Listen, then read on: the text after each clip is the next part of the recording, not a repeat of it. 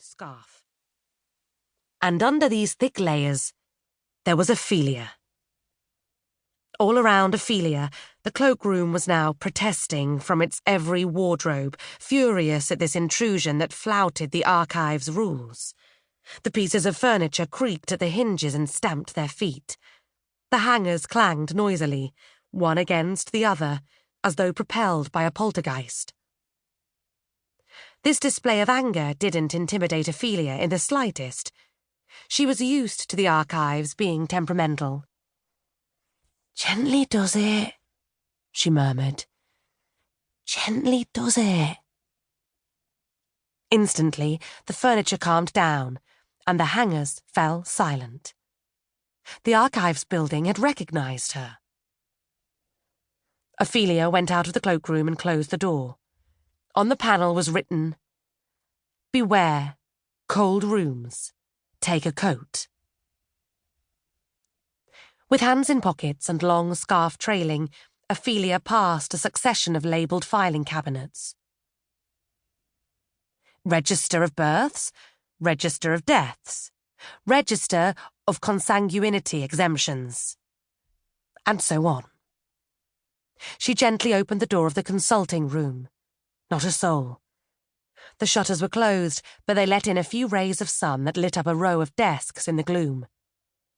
The singing of a blackbird from the garden seemed to make this burst of light even more luminous.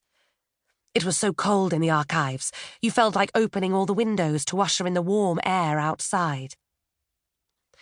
Ophelia stood still for a moment in the doorway. She watched the threads of sunlight slide slowly across the floorboards as the day broke. She inhaled deeply the scent of old furniture and cold paper. That aroma in which Ophelia's childhood had been steeped. Soon she would smell it no longer. With slow steps she made her way towards the archivist's quarters. All that shielded the private apartment was a curtain. Despite the early hour, a strong smell of coffee was already wafting through. Ophelia coughed into her scarf to make her presence known, but an old operatic aria drowned it out. So she slipped around the curtain. She didn't have to search for the archivist, as the rooms served simultaneously as kitchen, living room, bedroom, and reading room.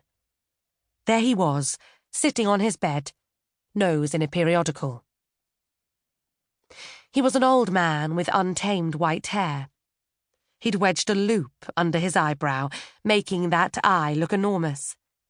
He wore gloves and under his jacket a badly ironed white shirt. Ophelia coughed again, but he didn't hear it due to the gramophone. Engrossed in his reading, he sang along to the little aria, somewhat out of tune in fact. And then there was the humming of the coffee pot, the rumbling of the stove, and all the usual little noises of the archives building.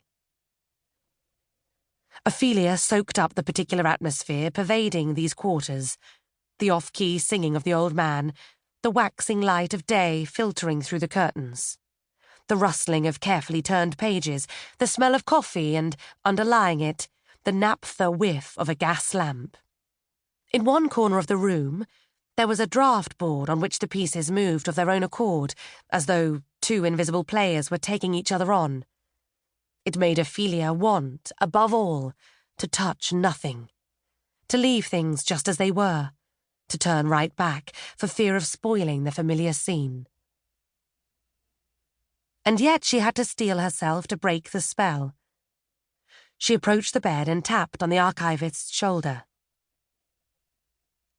"Lordy!" he exclaimed, jumping out of his skin. "Couldn't you warn people before springing on them like that?" "I did try to," said Ophelia, apologetically. She picked up the loop that had rolled onto the carpet and handed it back to him. Then she took off the coat that engulfed her from top to toe, unwound her endless scarf, and placed the lot over the back of a chair. All that remained of her was a slight figure, untidy thick brown curls, 2 rectangles for glasses, and an outfit more suited to an elderly lady. "You've come straight from the cloakroom again, huh?"